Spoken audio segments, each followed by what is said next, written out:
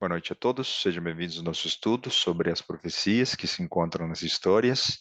Estamos recapitulando algumas histórias e hoje o estudo será especial, no sentido de ser diferente, porque nós não veremos uma história bíblica, e sim uma história da época pouco antes da Idade Média, especificamente os primeiros denominados reis da Espanha, o que o contexto histórico, o ambiente cultural, religioso, econômico, político, é, estratégico, se parece com os dias que a gente está vivendo hoje, antecipando uma questão já profetizada em Daniel e Apocalipse, né? A nova ordem mundial. Nós teremos pouco estudo em termos de versículos da Bíblia, será mais uma análise histórica e nem por isso, né, teremos dois textos bíblicos, nem por isso nós deixaremos de pedir a presença do Espírito Santo. Então, com esse objetivo, a irmã Viviane vai orar pelo nosso estudo de hoje. Oremos. Querido e amado Pai que estás nos céus, Deus Todo-Poderoso, Criador de todas as coisas, ó Senhor, muito bom estarmos reunidos aqui para ouvir a Tua palavra. Que o Espírito Santo esteja com o nosso professor, nosso querido Johan, e que abra a nossa mente e o nosso coração para entendermos tudo o que está acontecendo e que ainda vai acontecer. Que o Senhor nos dê ânimo, saúde, vida e fé. Amém. Muita fé, Senhor, para nós termos coragem de atravessar tudo isso que está por vir. Esteja sempre conosco. Deus abençoe a todos que estão aqui presentes. Em nome de Jesus, amém. Amém. Muito obrigado, irmã Viviane. Muito bem, como nossa ilustração está mostrando, né? Aqui nós temos dois reis que formaram o que depois foram denominados os primeiros reis da Espanha, tá bom? À esquerda está Isabel, do reino da Castilha, por isso vem o termo castelhano, né? Do reino da Castilha. E à direita está Fernando, quem era do reino de Aragão, da região da Catalunha, hoje Barcelona. Então, naquela época, a Espanha era dividida em alguns reinos e eles tentaram unificar o território espanhol e a partir dessa unificação, de fato, se começou a denominar, né, o Reino da Espanha, tá? Então, o que essa união, esse matrimônio de dois reinos e os seus propósitos expansionistas tem a ver com o nosso tempo? É o que nós vamos ver hoje. E para a gente trazer uma referência bíblica, né, do sábio Salomão, em Eclesiastes 1:9, ele diz o seguinte: o que foi, tornará a ser, e o que foi feito se fará novamente. Não há nada novo debaixo do sol.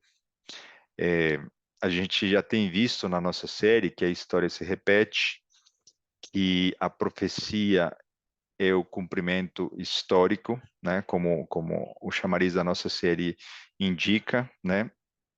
A profecia é a história predita e a profecia é a história cumprida. Então, nessa perspectiva que nós vamos estudar em termos históricos, está totalmente conectado com o que estamos vivendo e o que vai ser um pouco mais intenso em alguns meses, alguns anos, ok? É, é importante entendermos também que essa questão do passado já nos diz de que não há nada novo, entre aspas, daquilo que nós estamos vivendo hoje. É, há algumas expressões, né, de pessoas que, obviamente, nasceram nesta época, né, neste século, dizem nunca isso aqui foi visto antes na Terra. Algumas questões, de fato, sim, mas mais no formato, com uma roupagem, com uma ferramenta tecnológica diferente, mas com as ferramentas que na época existiam, algo parecido já aconteceu no passado, ok? Então, nessa perspectiva, nós vamos entender de que naquela época em que Fernando e Isabel se uniram em matrimônio para serem coroados reis da Espanha, eh, eles tentaram recuperar os territórios da Espanha, da Península Ibérica, porque os muçulmanos tinham invadido e eles queriam retomar o controle geográfico daquela região. Então, o norte da África tinha atravessado, né, os muçulmanos através do Estreito de Gibraltar, e eles queriam retomar o controle e expulsar os muçulmanos daquele então.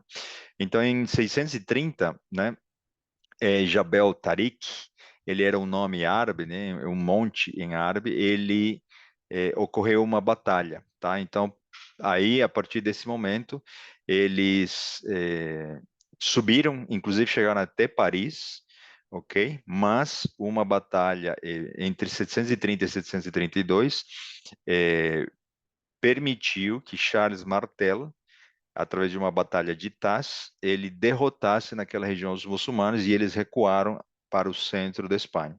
E depois, aos poucos, os reinos e os reis da Espanha foram eh, expulsando os muçulmanos daquela região central da Espanha e forçando eles para ficarem mais no sul.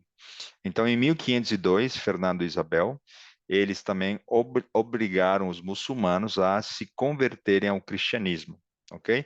E eles passaram a se denominar moriscos.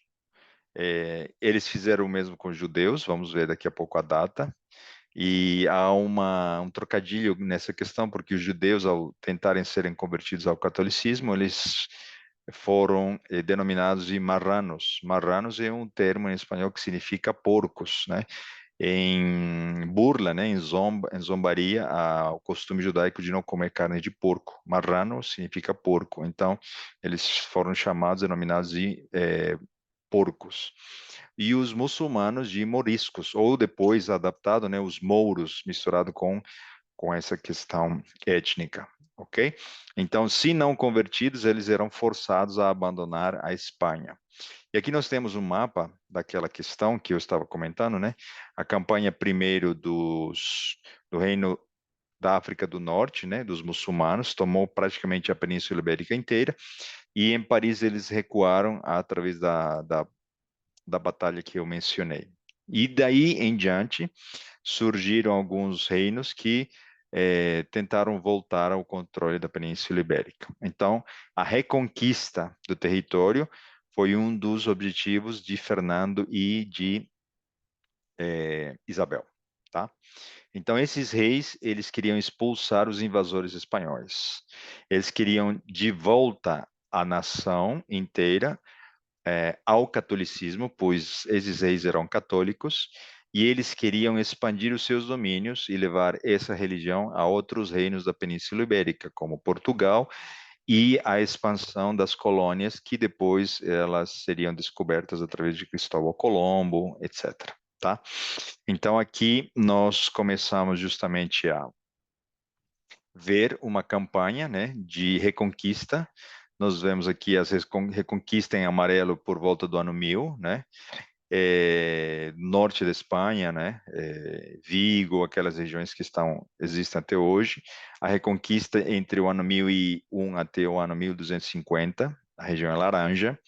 Aí já vai reconquistado Saragoça, Toledo, Córdoba, Sevilha, né? Lisboa.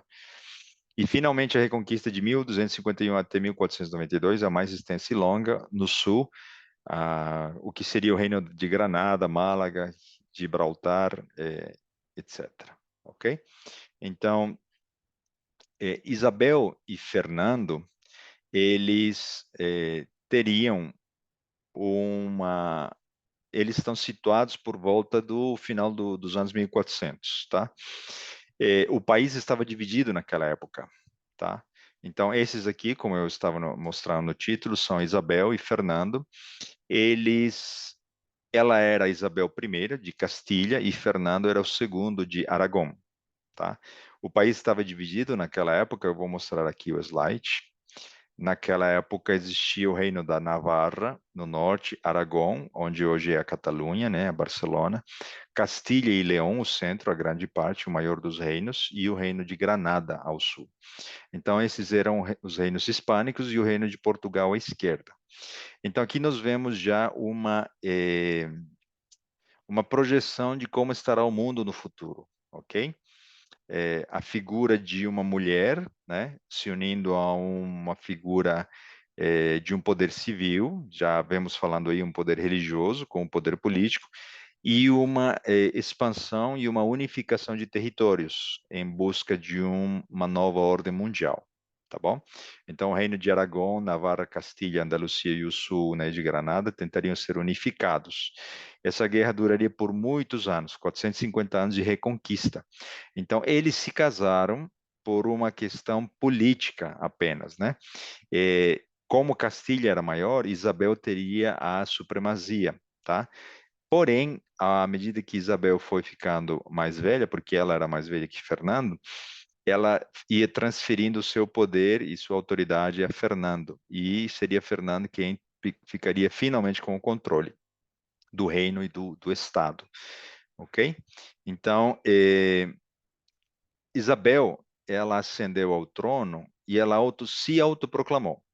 Isso já traz uma conotação política dos nossos dias, né? Até alguns anos atrás, décadas atrás, ninguém poderia pensar que existiriam novamente no nosso meio civilizado, né, democrático, ditadores, né? Então nós vemos, por exemplo, Coreia do Norte, Venezuela, a própria Rússia, né, uma suposta democracia. A gente já vê uma autoproclamação do poder pouco antes da integração dos reinos numa nova ordem mundial, ok? Para justamente instigar e provocar essa unificação através de um único poder mundial, tá?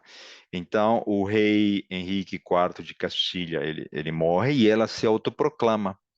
E ali gera uma disputa com Joana, a sua irmã, pelo reino de Castilha, tá? A história dos reinados espanhóis considera o casamento deles, de ambos, como um período de transição entre a Idade Média e a Idade Moderna. Então, o que nós estamos vivendo nos nossos dias é um período de transição também entre o que seria o período pré, né, era nova ordem mundial, e o que vai ser instaurado uma nova ordem mundial, tá? Então, esses reis foram denominados os primeiros reis da Espanha, porque até então todos os reinos eram não existia o termo Espanha em si, né? Existiam reinos de Castilha, Leão, Aragão, etc. Então, eles estabeleceram, uma vez casados, uma política exterior marcada por ligações matrimoniais, né? Por questões políticas, de riqueza, interesses, eles se casavam com os príncipes de outros reinos para poder manter a hegemonia. Isso ocorreu não só na Espanha, né, nos séculos XVI e XVII, tá? Dessa maneira, Fernando e Isabel tinham o objetivo de unificar. E aqui nós vemos dois poderes, né? Uma mulher, Apocalipse, né? A igreja, e um poder político, os Estados Unidos, que vão unificar o mundo, assim como naquela época esses dois reis tentaram unificar a Espanha. Houve guerras envolvendo os muçulmanos, expulsando os muçulmanos, tá? E tentando criar, nós vamos ver em detalhes, um antissemitismo também naquela época, tentando converter os judeus que se encontravam naquela época, tá? Então, a Igreja Católica já tinha levado esses dois reis à conversão, e esses dois reis eram católicos, tá? Então, eles queriam expandir a religião católica não só num reino reintegrado, né, unificado, como levar essa expansão às colônias que daqui a pouco vão aparecer em cena, tá? É, ela acreditava que tinha sido escolhida por Deus com essas missões: expandir, é, catequizar a Espanha e depois os reinos que eles dominariam. Ela se enxergava como uma mulher pura e santa, em figura e representação da igreja, que se autodenomina a igreja mãe também. Ela conhecia, Isabel, né, a Bíblia, de maneira que por isso ela acreditava que Jesus voltaria naquela época, na época dela, e por isso ela tinha essa missão de levar esse suposto evangelho para o seu país, seus reinos e aqueles que eles dominariam, tá? Através de quê? a perseguição e a matança dos hereges, e já que a teologia era totalmente desvirtuada e satânica, eles acreditavam que é, forçando a consciência, né, e obrigando e torturando os hereges a uma suposta conversão, eles levariam eles para o céu e uma vida eterna. Então, para eles não importava o preço da tortura, né, da morte, do sofrimento, e eles pretendiam um resultado final que seria a suposta presença desses hereges na eternidade. Então vejam como se desvirtua, né, a teologia numa igreja desviada da verdade, e por isso eles fizeram o mesmo com os muçulmanos e os judeus, que eram considerados infiéis e por isso eles eram perseguidos, tá? Então, aí começaram a ocorrer o quê? Várias batalhas em perseguição contra os muçulmanos, tá? Fernando, ele ficava com o lado militar. Ele comandava os exércitos, ano após ano ele avançava aos poucos, expulsando os muçulmanos. Ele contratou engenheiros da Itália e da Alemanha para criar e desenvolver bombas, por isso surgiram os primeiros canhões, né, os bombardeiros. Assim, o centro do poder muçulmano foi enviado para o sul e eles foram aos poucos expulsos da Península Ibérica. Tá? Então, no contexto atual, nós estamos vendo a mesma coisa, um cenário bélico borbulhando, né? A OTAN ameaçando, a Rússia revidando, exercícios militares na Noruega, na Suécia, na Finlândia, a França com Macron dizendo claramente, né, das pretensões de presença militar caso a Rússia continue com a sua campanha de invasão na Ucrânia. Então, todo esse contexto bélico é propício para o que viria depois com o estabelecimento da Inquisição.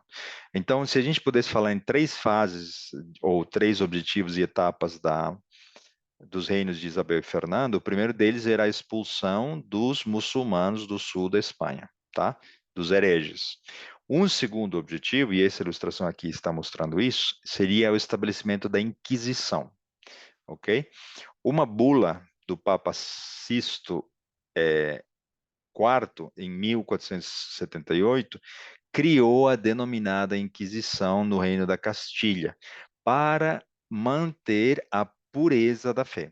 Então, em prol de algo santo, manter a igreja pura, eles, né, o reino de Aragão e depois o reino de Castilha, eles estabeleceram a Inquisição espanhola para que era comum a esses dois reinos. Então, por isso se iniciou o quê? A perseguição, a purificação da religião da Espanha, tentar cristianizar ou catequizar, né, esses outros cristãos que mantinham a fé pura, né, em Jesus. Então, bastava alguém ser acusado e sem provas de alguma questão de heresia, de culto satânico, ou questões econômicas, alguém que falasse contra o rei ou contra o papa, etc., etc., ele já começava a ser torturado até ele confessar ou se detratar da suposta acusação, que às vezes a pessoa nem mesmo sabia de que se tratava. Então, recebendo a acusação, a pessoa tinha 30 dias para mudar a sua posição diante da acusação. Então, as liberdades foram oprimidas, a justiça foi massacrada, não havia direito à resposta, à defesa, e as torturas eram atrozes e intencionalmente não havia derramamento de sangue, porque o clero não poderia derramar sangue por uma teologia, né, totalmente desviada. Porém, eles destroçavam os corpos, né, através de pesos, esticavam os seus membros com cavalos. Existem vários e vários registros, né, envenenamento. Em Belo Horizonte mesmo, eu me lembro, morei no bairro ali perto do Museu da Inquisição, do bairro Ouro Preto. Em Lima, Peru, quando a minha tia, quando eu era criança ainda, ela viajou, viu um museu, ela voltou totalmente assustada com o que viu no museu. Imagine, né, só vendo os instrumentos. E em outros lugares existem registros históricos da existência e de todas as torturas e maquinário que foi inventado para torturar os supostos hereges. Então, quase todas as pessoas que foram acusadas de hereges, elas receberam perdão, as suas terras e propriedades foram confiscadas. E com isso, os reis da Espanha se tornaram ricos e eles usavam esse dinheiro, né, esses bens, para financiar a reconquista e os ataques contra os muçulmanos, ok? Os cofres de Fernando e Isabel, eles cresceram e havia, claro, um interesse do clero e todos os envolvidos na Inquisição de receber parte desses lucros e desses benefícios. Todos estavam corrompidos. O que está ocorrendo hoje nos nossos dias? A justiça, como ela está? Qual o estado? Ela tem interesse? Ela tem compartilha influências e interesses com os políticos? Qual é a situação dos políticos nos nossos dias? Independente em país civilizado, pobre, país do primeiro mundo, como que se encontra a justiça dos nossos dias? Obviamente, nós ainda não estamos vendo tortura, perseguição, mas nós estamos vendo o início do controle da informação, tá? E que o inocente pode ser declarado culpado e o culpado basta ter dinheiro, poder e influência e é declarado inocente, ok? Dessa maneira, a Espanha foi tomada pelo medo, pelo horror da Inquisição, e muitos inquisidores, né, em pequenos pontos, em pequenas revoltas, foram assassinados também, né? Existem registros de Pedro Arbues de Aragão, que ele foi assassinado, e ele foi canonizado por ter sido morto em 1485, tá? Como, já que o clero teve essa autonomia, né, de declarar um homem assassinado como um santo. Então, assim, esses hereges eram condenados para o inferno caso não houvesse retratação, tá? Eles eram estrangulados, a justiça era negada, a norma, né, era a morte, e muitos cristãos, né, fugiram da Espanha para outros países, judeus, muçulmanos fugiram, e os reis se tornaram imensamente ricos. Assim, a Inquisição durou por mais de 200 anos.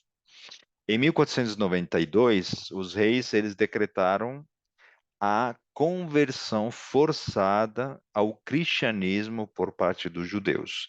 E, naquela época eles eram chamados de porcos, como eu disse, né, marranos.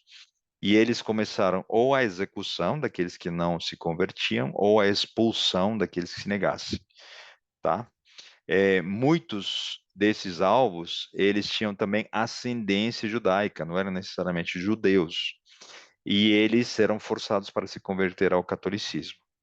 Havia muitos judeus ricos, profissionais, né? A classe média era formada por eles, e alguns, antes dessa nova ordem, né, política daquele tempo, eles se tornaram cristãos, sim, e católicos. Mas quando eles viram essa questão de liberdade de consciência, né, obrigada, eles reconheceram que deveriam mudar de atitude, e por isso começaram a fugir para Portugal. Então eles eram taxados na Espanha ao deixar o país e taxados em Portugal ao entrar na Espanha. Eles eram acusados de separatistas, conspiracionistas, eles eram acusados de que estavam tramando, né, como havia agentes de influência ricos, de promover uma revolta contra os reis da Espanha para retirá-los do poder, tá? Então, um exemplo disso é o registro de um judeu chamado Garcia. Ele participou, ele era católico, de uma peregrinação, uma procissão até Santiago de Compostela, e ali ele ficou bêbado, e do seu bolso, da sua mochila, caiu um pedaço de pão. Ao verem esse pão, eles acreditaram, e aí um padre, né, viu a oportunidade de tirar proveito de toda a riqueza que Garcia tinha, e eles acusaram ele de que com o pão ele estava tendo ou cumprindo rituais judaicos. E bastou a acusação e ele foi torturado, foi brutalmente é, forçado a depor algo que ele nem sabia o que era, e de maneira que eles, devido a 5 dias de tortura, ele finalmente declarou algo que não era verdade por causa do sofrimento dele, e confiscaram todas as riquezas, todas as propriedades deles. Isso ocorreu com vários judeus, inclusive existe uma história, né, de um menino que foi morto por causa de um suposto ritual judaico.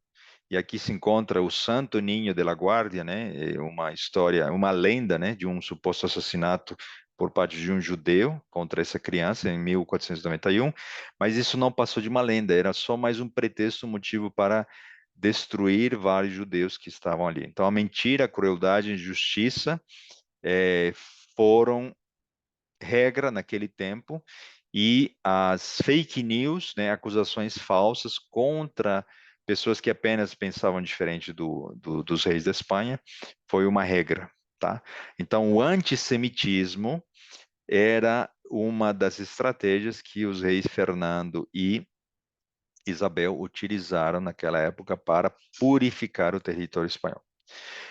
O que está ocorrendo hoje no mundo, né? Ainda está latente o ressurgimento do antissemitismo devido a várias sociedades, né, ou pessoas acreditarem que o que Israel está fazendo com Gaza e seus habitantes é algo totalmente, inclusive comparado com o nazismo, né? Vejam os absurdos que foram ditos, declarados por autoridades, e o antissemitismo ressurgiu na Europa, nas Américas. Então, o mundo está dividido entre aqueles que apoiam a retaliação de Israel contra o ataque terrorista que ocorreu, né, por parte do Hamas, e aqueles que defendem uma linha mais socialista, né, já entendem que os habitantes de Gaza são vítimas, e de fato são, tanto né, desse conflito entre Hamas e Israel, tem muitas vítimas inocentes nos dois lados, né? Aqueles que foram brutalmente assassinados nas vilas e vilarejos de Israel, mas desse conflito de supostos dois poderes antagônicos, o que está ocorrendo? Está se levando adiante uma agenda de dividir ao mundo, né? Já estava sendo dividido pela suposta esquerda e direita, né? Dois poderes antagônicos, e agora o judaísmo e o islamismo foi colocado em confronto novamente, e o ódio, né, contra os semitas, né, os judeus, foi novamente estabelecido, reacendido no mundo. Quem diria até alguns anos atrás isso não estaria ocorrendo, tá? Então, essa foi uma terceira fase, tá? Estratégia de Fernando e Isabel. Voltar com o ódio contra os judeus, o antissemitismo, tá? Então, eles criaram uma série de mentiras, fake news, e eles manipularam as massas para continuar com o massacre. Então, nas áreas rurais dos reinos da Espanha, os camponeses apenas recebiam a versão oficial do governo e eles acreditavam nela, então eles passavam a ser perseguidores dos seus vizinhos que eram judeus, por exemplo, tá? Então, haviam essas três frentes, né? Atacar os cristãos verdadeiros, os muçulmanos e os judeus que eram e se constituíam da classe média espanhola. Algo parecido ocorreu com a França, né? Quando eles, antes da Revolução Francesa, eles perseguiram os huguenotes, que eles também eram os profissionais ou classe média da França. Então, a partir dessa expulsão, a França e a Espanha perderam todo o seu poder, e daí em diante nunca mais seriam os reinos que deveriam ou poderiam ter se tornado, porque eles apenas continham uma pequena elite corrupta, né, que controlava a riqueza e o poder, e uma grande maioria pobre que não tinha condições de gerar renda e fazer desse país uma economia maior, ok? O mais poderosa. Então, o que está ocorrendo hoje? Ainda nos vemos o estabelecimento de uma, um suposto controle da verdade, né? O que é verdade? Quem domina a versão oficial do que é dito hoje, se não são os governos? Será que hoje temos condições de dizer o que está sendo definido como versão oficial é de fato verdadeiro? A tendência é que, com essa união da religião e a política, a versão oficial contém apenas falsidade e mentira, para provocar a perseguição. Ok? Então, os donos da verdade hoje são os checadores de fake news. mas hoje não existem os checadores dos checadores. Então, como nós poderíamos encontrar a verdade? A verdade se encontra na palavra de Deus e nós podemos ver que isso vai acontecer e como vai acontecer, tá bom? Mas saibam vocês que existem profissionais que pensam diferente da versão oficial que se propaga por aí. Nas questões de saúde pública, nas questões de clima, etc. Hoje, basta você dizer que você não está, que você está apenas gerando perguntas e você já é taxado de negacionista, de conspiracionista ou aquele que apenas acredita em fake news ou grupos e mensagens de WhatsApp, né?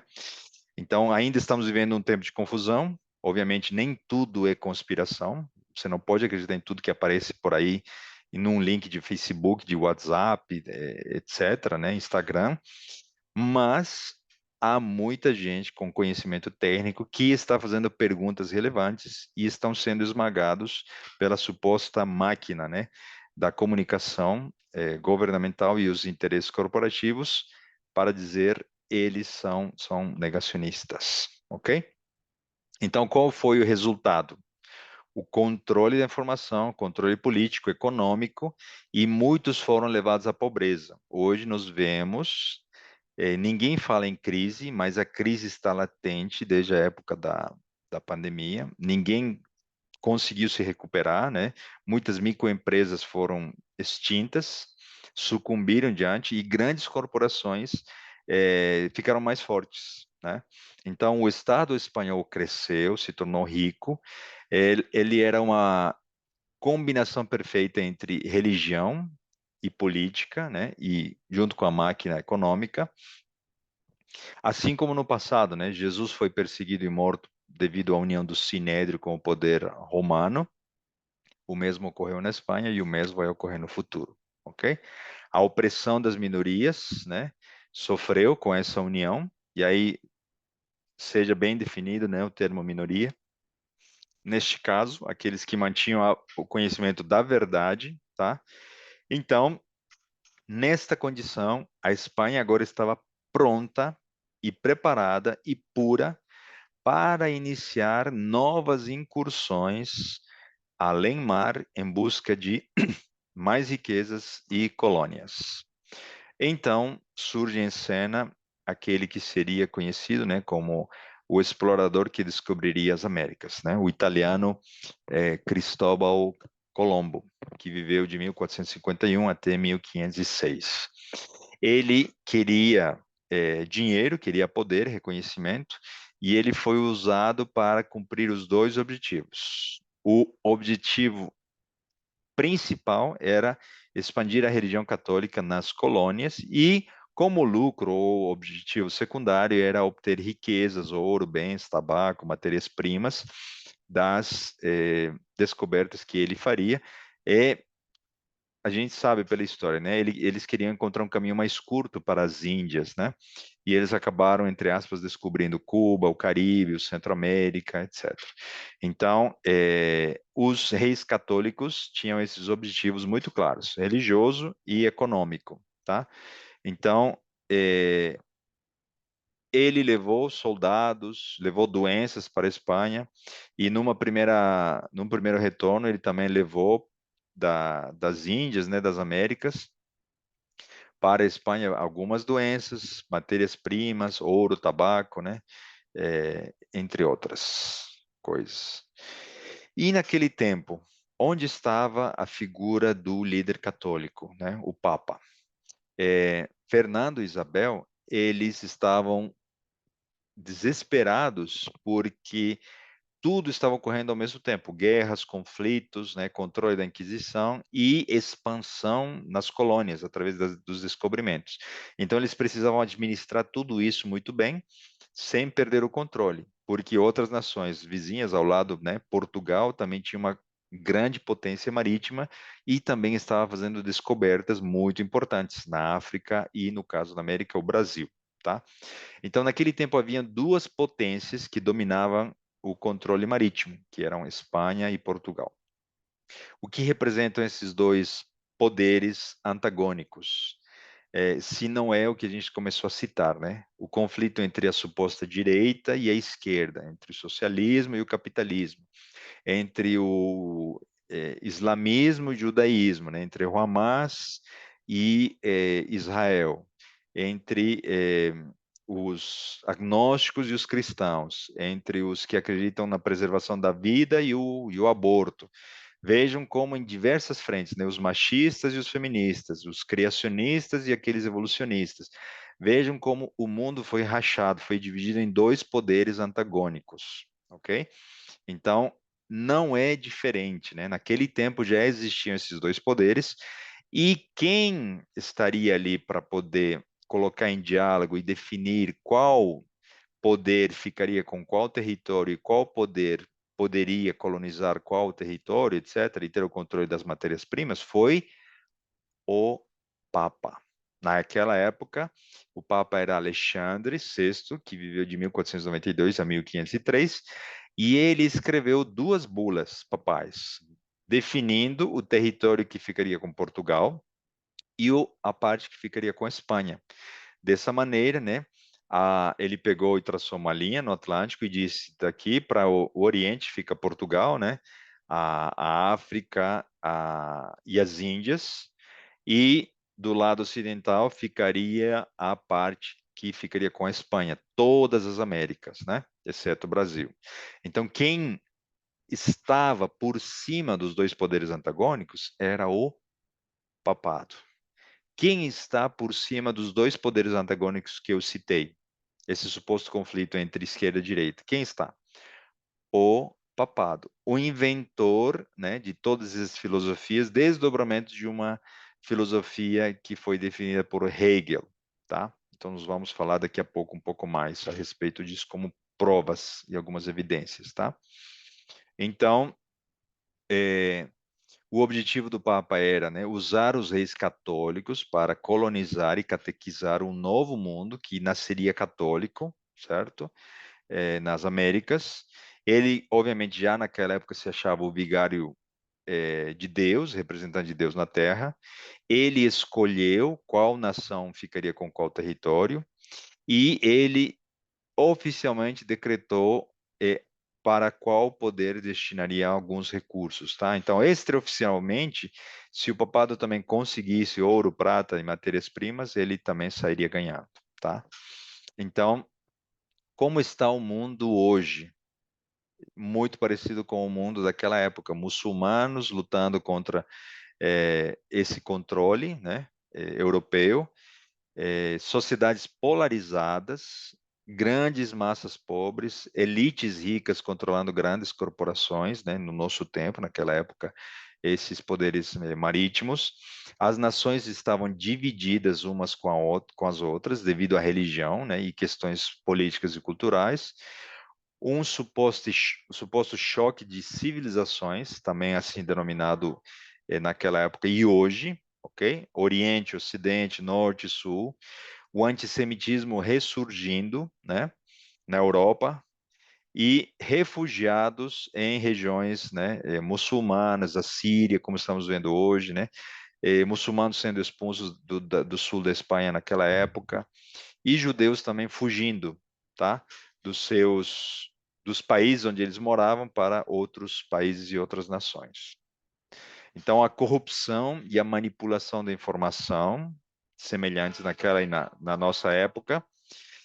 E é interessante que surgiram meios e mecanismos modernos de comunicação. A imprensa, né, a máquina para imprimir, né, livros, jornais, começou a surgir e ali se espalhou a versão oficial que era de controle dos reis, né, neste caso da Espanha.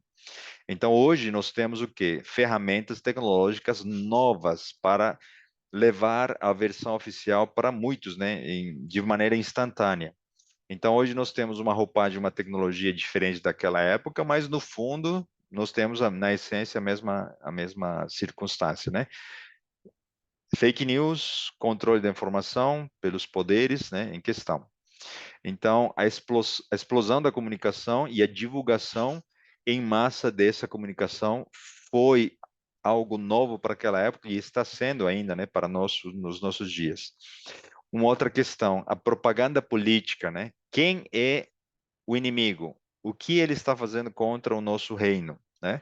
Assim como já ocorreu, os ucranianos divulgam informações contra os russos e os russos divulgam informações contra os ucranianos.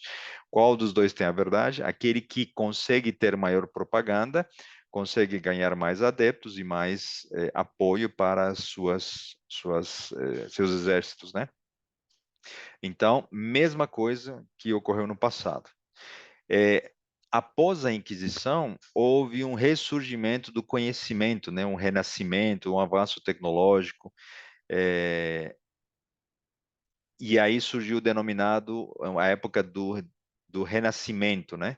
O humanismo e o secularismo surgiram, particularmente dentre as elites mais educadas, de maneira que eles pensaram resolver esses problemas econômicos e sociais através dessa questão lógica, né? O iluminismo.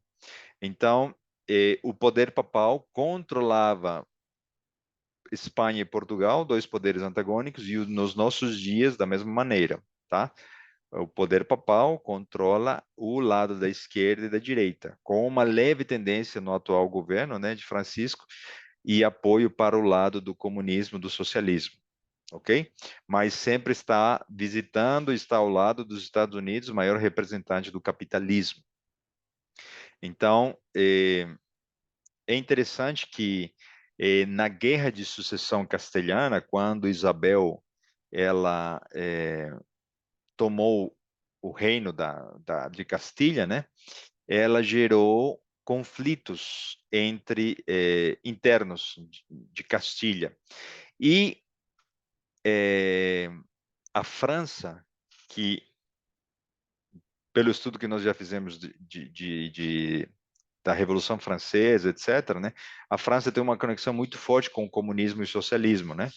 Então, a França apoiou Portugal, de maneira que nessa comparação que a gente está fazendo, a Espanha ficaria representada pelo lado da direita do capitalismo e o Portugal, que foi apoiada pela França, né, naquelas guerras entre os reinos, né, daquele tempo, representaria o poder da esquerda, o poder antagônico aos nossos dias, ao da direita, né, conservadora, protestante, etc.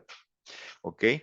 E é interessante que em 15 de janeiro de 1475, Fernando e Isabel, eles fizeram um acordo e assinaram a Concórdia de Segóvia, que definiria uma aliança entre ambos, ok? E aí, claro, isso é uma projeção futura de o que seria a aliança entre a besta que surge do mar e a besta que surge da terra. Mas Isabel foi ficando cada vez mais velha e o poder ficou com Fernando, ok? Então, aí a gente vê de que enquanto a ferida mortal não é totalmente curada, quem vai criar a imagem da besta serão os Estados Unidos, no país protestante, o país mais influente do mundo, é, liderando essa questão expansionista, etc., para manter, na verdade, por trás o papado no controle da nova ordem mundial, ok? Então, o contexto era muito claro. O papado ditava as regras do que ocorreria no mundo político religioso daquele tempo. Ele decidia quem exploraria, quem controlaria as colônias, quem levaria a fé católica a esses povos, e ele definiu a estratégia de expansão da religião do mundo. Como está o nosso mundo hoje? Como está a nossa economia, política, moral, espiritual? Quem está chamando para si a autoridade? Ok? Existe uma mídia global que controla a informação, uma versão oficial dos órgãos, né? As grandes corporações dominando, né, as questões econômicas, e nós passamos por duas crises, né, e ainda estamos atravessando uma crise de guerras.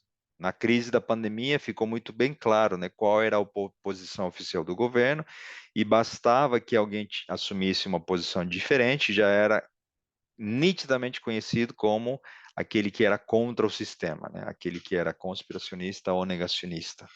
Ok? Não estamos entrando no mérito de dizer quem está certo ou errado, mas nós já vemos uma simulação do que vai ser no futuro, ok?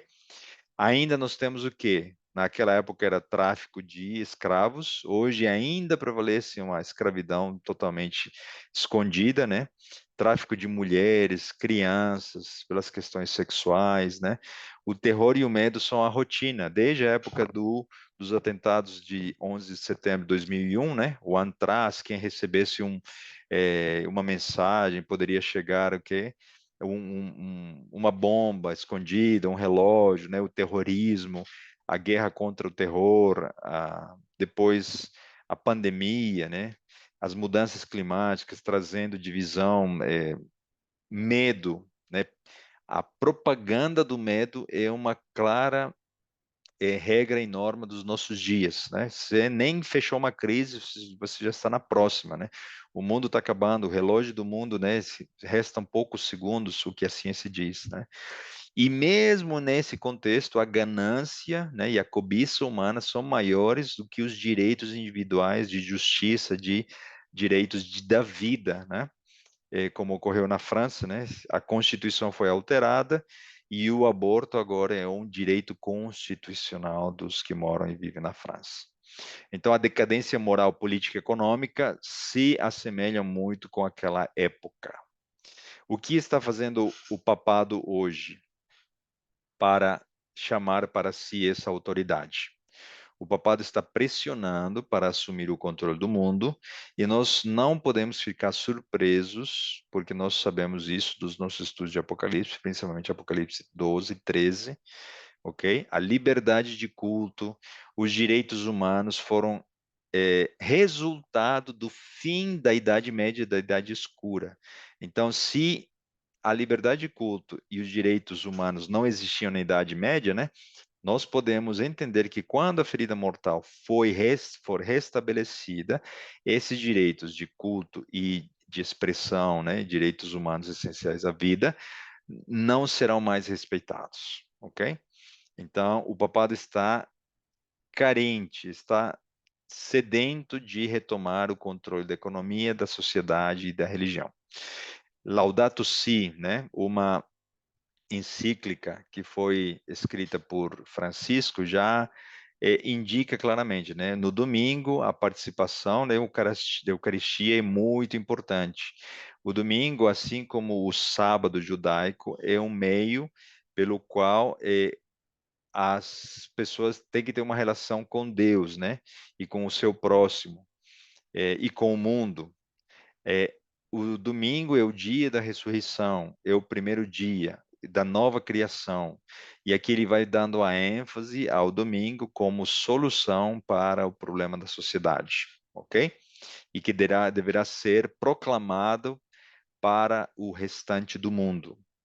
Então, havia também, né, naquela época já, Pio XI estabeleceu os princípios definidos por Leão XIII, naquela época dos reis da Espanha. A igreja defende o direito e dever de poder tratar com autoridade os problemas sociais e econômicos da sociedade. Isso foi dito no 40º ano, em 1931. Então, a igreja mesma, ela se autodefine como ela pode falar sobre economia, sobre guerras e sobre questões sociais através do seu entendimento e compreensão do mundo, que é baseado na sua teologia, ok? Então, o papado, ele tem esse dogma e ele acredita que é Deus que definiu essa autoridade para ele e por isso ele tenta procurar esse controle do mundo, tá? No Vaticano II, né, em 1965, foi escrito o seguinte, né? É direito da autoridade pública de prevenir aos indivíduos que façam mau uso das suas propriedades privadas em detrimento do bem comum. Então, percebam, já desde aquela época, 1965, se aparece o termo bem comum. Se uma pessoa faz mau uso da sua propriedade, deverá ser confiscada para poder fazer bom uso. E aí nós vemos misturadas questões, né? Sem terra, um fazendeiro muito rico, não usando a sua terra, então poderá ser tomada dele e ser dada para aqueles que não têm terra, tudo uma mistura de ideologia e a igreja apoiando incentivando que futuramente, né, será tudo comum, né? Não haverá, tudo será do governo, do Estado, para benefício de toda a sociedade. Então, para a Igreja Católica, primeiro vem a lei divina, depois vem a lei natural e finalmente a lei humana. Então, esse bem comum surge de uma interpretação equivocada de uma lei divina, né? Que Deus está dando a eles o poder de administrar e definir o que é bem comum e o que é bom para a sociedade. Dessa maneira, né? Se até os nossos dias não se conseguiu resolver os problemas de pobreza, de saúde, etc., né? Entre nações que ficam lutando, isso é a maior justificativa para iniciar um grande reset, resetar a economia, resetar os governos soberanos e iniciar uma nova ordem mundial com uma autoridade mundial que possa definir os rumos da sociedade, da saúde, da economia e da justiça através de uma autoridade comum, já que países desfragmentados, soberanos, com tiranos, né, ou supostos presidentes que apenas defendem a soberania e os seus próprios interesses, não cabem num novo regime, numa nova ordem mundial. Por isso, há o termo, né, do novo, do grande reset ainda está latente no Fórum Econômico Mundial e, entre aspas, se perdeu a oportunidade de fazer isso com a pandemia, tá? Então, esse bem comum é mais importante e não importa, né, os meios para se atingir essa nova ordem de autoridade que possa trazer solução para as questões sociais e religiosas do mundo. Então, quando a gente avança, né, depois da Laudato Si, foi escrito o Laudato Deum pelo próprio Papa Francisco, né, o ano passado. Esse documento vai trazer muitas questões também, a gente vai ler aqui algumas delas. Essa mensagem, na essência, foi tirada do canal Terceiro Anjo e do pastor Conrad, se não me engano, então eu estou trazendo alguns prints aqui, eu estou fazendo algumas pequenas contribuições, tá? Então, o que diz esse esse parágrafo dessa encíclica papal, Laudato Deum? Pelo tempo, eu vou ler só o que está em vermelho, tá? Então, o que está se falando de um discurso que está acima de qualquer autoridade soberana nacional. Algo mais efetivo, né? Organizações mundiais equipadas com poder para prover um bem comum global, ok? A eliminação e o perigo da pobreza, né? Através dos direitos fundamentais. E eles estão chamando de quê? Um assunto que deverá ser endosado através de uma autoridade real. Então, as encíclicas Laudato Si e Laudato Deum já estão definindo claramente pelo próprio papado que ele quer ter o controle e quer ser essa autoridade. E o nosso mundo está se tornando muito multipolar, né? Bipolar, né? Ou multipolar. E ao mesmo tempo muito complexo. Então, é necessário uma nova estrutura para uma nova cooperação mais efetiva. Em vermelho, né? Mecanismos globais. Estamos falando de um novo assunto de estabelecimento global e efetivo de regras que permitam fornecer uma condição mais segura ao mundo global, ok? Então percebam que é muito clara a linguagem, né? Em relação ao poder que o papado quer ter. Quais são as condições para atingir essas metas, né? E ele já até escreveu, né? Seria de interesse fazer isso na COP28, que ocorreu em outubro de 2000, perdão, ocorreu em 23 e ocorreu, se não me engano, esse ano uma nova reunião.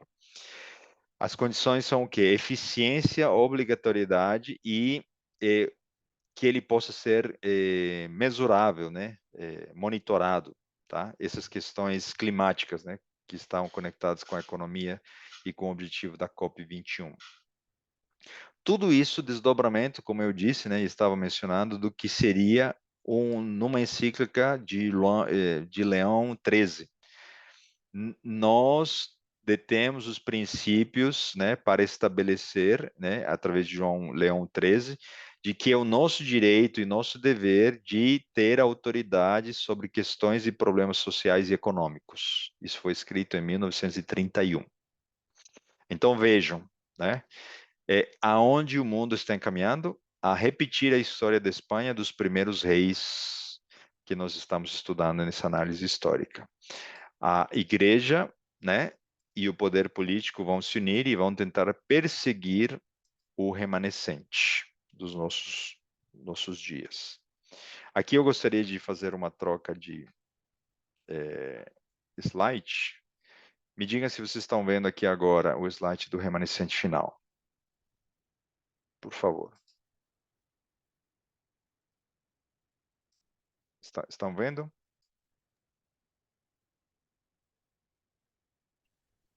Sim, são 4 pessoas? Tem um cordeirinho? Não, eu vou trocar. Então eu vou trocar. Ok?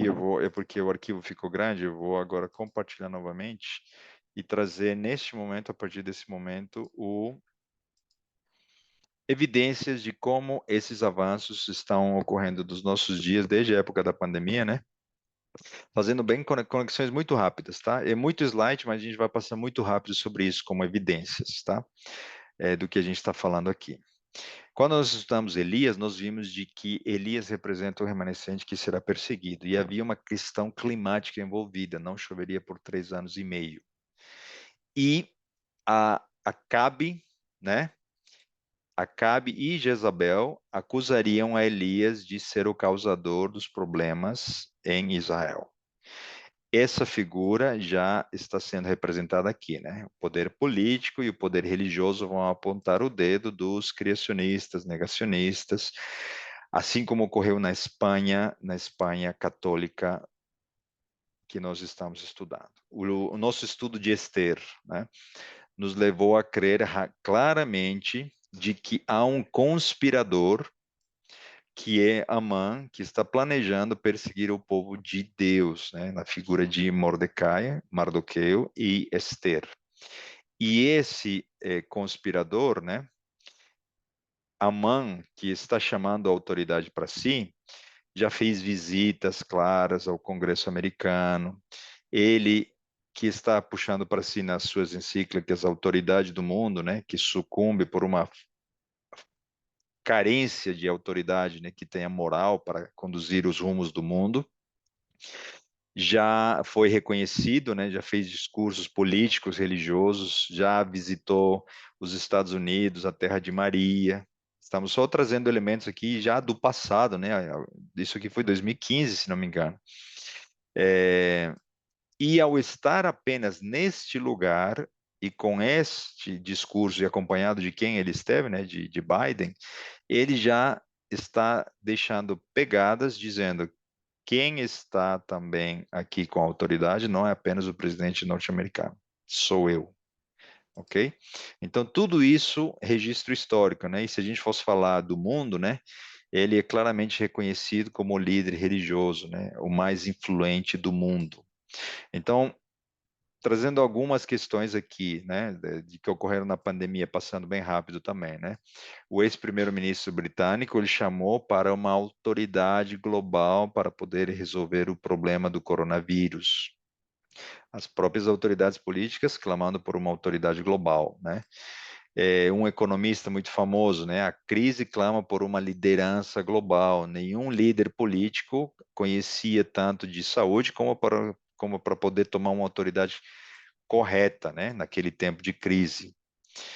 O Papa, né? Ele disse que a pandemia do coronavírus, né? Poderia ser uma resposta da natureza e do clima, né? Da crise climática, né?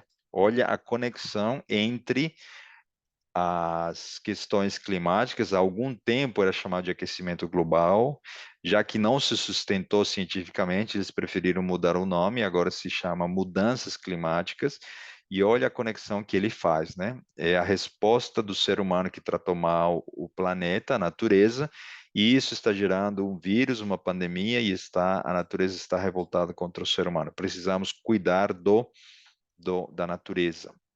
Isso é uma verdade. Porém, a motivação não é a correta, né? O mundo emitiu menos CO2 por dia na época da pandemia. Muitos cientistas acreditam que o problema não é o CO2 dessa questão climática, ok? Então, estamos trazendo o ponto e o contraponto. Qual é a versão oficial que se trabalha, né, na mídia e pelos governos? Em francês, né, os efeitos espetaculares do confinamento no planeta. Veneza, né, as águas ficaram limpas, a Amazônia, os céus, a resposta, obviamente, do planeta para menos poluição dos carros, dos aviões, das pessoas indo trabalhar, etc., foi nítida. E isso foi prova e será prova no futuro de que um dia, né, de confinamento, né, de parada do planeta poderá resolver essas questões de mudanças climáticas, né? No Quebec, no Canadá, né, as lojas fecharam aos domingos para poder ajudar na crise do coronavírus. Já ocorreu um ensaio, poderá ocorrer no futuro. Aqui também, né, no Canadá, né, o domingo como um dia de repouso foi proposto, né, para descanso, segundo esse prefeito de Guelph, no Canadá, ok? Passando bem rápido. O coronavírus, o estado de emergência pode suspender os direitos fundamentais, os direitos de ir e vir, liberdade, de defesa, inclusive, da liberdade de não poder tomar uma vacina, né, foram pisoteados e ali é dada uma prova de que no futuro esses direitos poderão serem pisoteados novamente, direitos constitucionais, diante de uma crise. Então, basta ocorrer uma crise, que poderá ser inclusive provocada, para que esses direitos sejam pisoteados, né? Essa questão dos direitos, né, constitucionais foram pisoteados em situações de emergência. O próprio Estado americano, o Departamento de Justiça, né, ele suspendeu direitos constitucionais durante a emergência do coronavírus. Prova no país da liberdade de que esses direitos podem ser suspensos, entre aspas, temporariamente em situações de emergência. Ferramentas de localização, né? O governo teve vários instrumentos de vigilância através do posicionamento dos smartphones, dos celulares, né? Para mapear quem estava cumprindo a quarentena, né? Quem estava em isolamento, etc. Ensaios do que será o rastreio e o posicionamento daqueles que serão contra o sistema, né? O Papa, ele rezou sozinho e concedeu perdão aos católicos que não puderam comparecer naquele ano de confinamento, né, diante de Roma. Então, perdão por atacado, né? Não é um homem que perdoa e muito menos por atacado, né? Muito menos sem pessoas que nem sequer talvez queriam o perdão. Elas já estavam recebendo o perdão porque eles nem sequer compareceram àquele lugar. Ok? A aliança muito clara que ele tentou fazer entre judeus e muçulmanos, entre árabes, né? Ele já visitou a Arábia Saudita, já estabeleceu um templo em homenagem a Abraão, um pacto abraânico já existe registro histórico desses encontros. Assim como no passado na Espanha Católica, né? Os muçulmanos, os judeus estão envolvidos nesse novo cenário. A questão econômica, né? A globalização, a economia, tudo isso em voga, independente se for Biden, se for Trump, né? Esse globalismo econômico está sendo denunciado por Trump, né? Nesse slide aqui. E como diria, né, Hegel, o filósofo alemão, a verdade não se encontra na tese, nem na antítese, mas na emergente síntese, né, que reconcilia e une as duas. Isso foi mostrado por Walter Weide, né, mas está na revista Economist.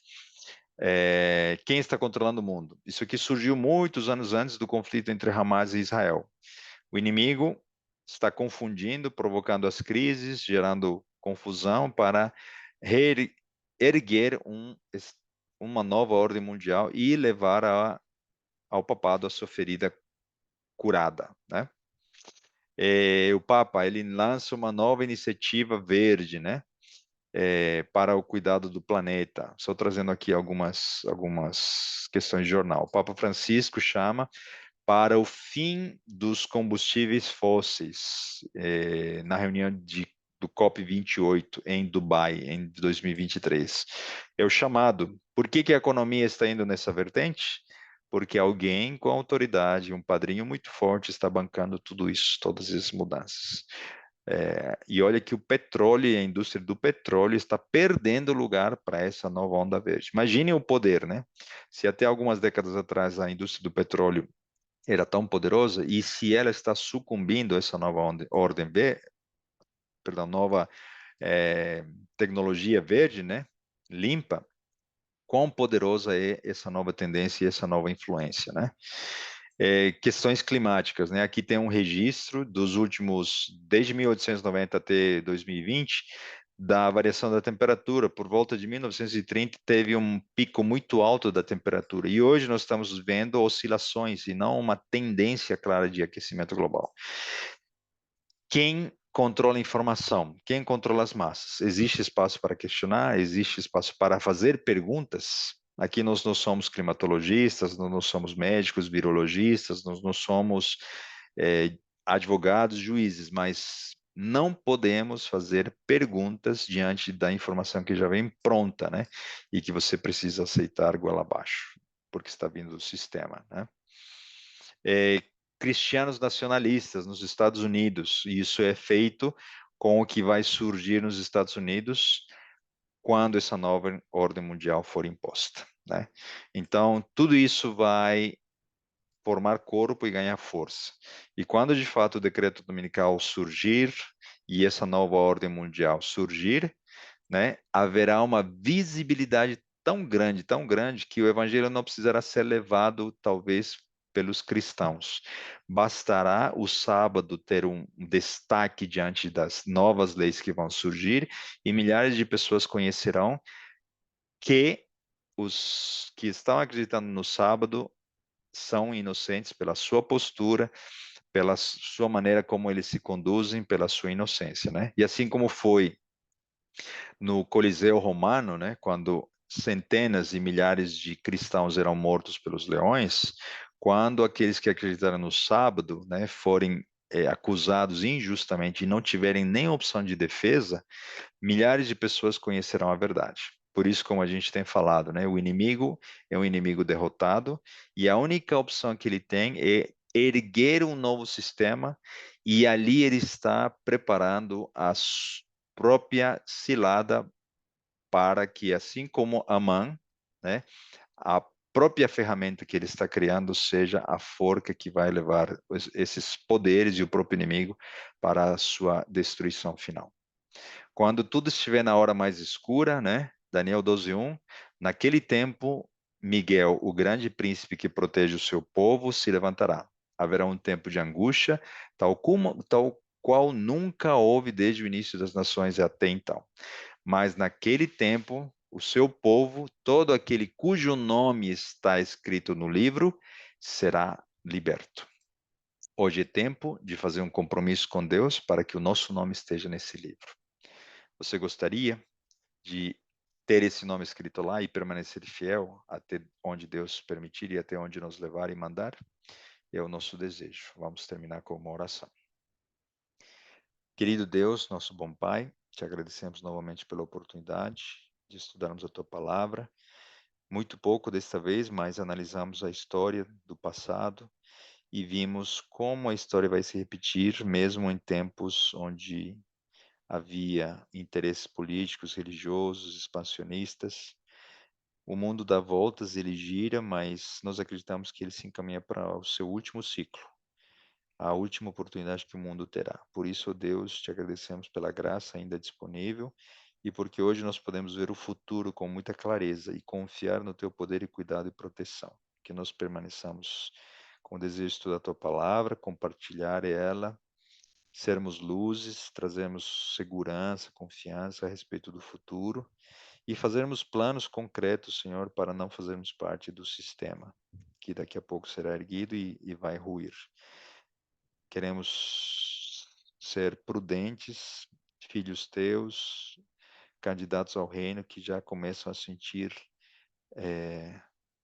o que é a missão de levar esse evangelho ao mundo inteiro, Senhor. Nós te agradecemos pela oportunidade, pelo privilégio e te pedimos perdão pelos nossos pecados, nossas falhas e limitações. E o fazemos em nome de Jesus. Amém.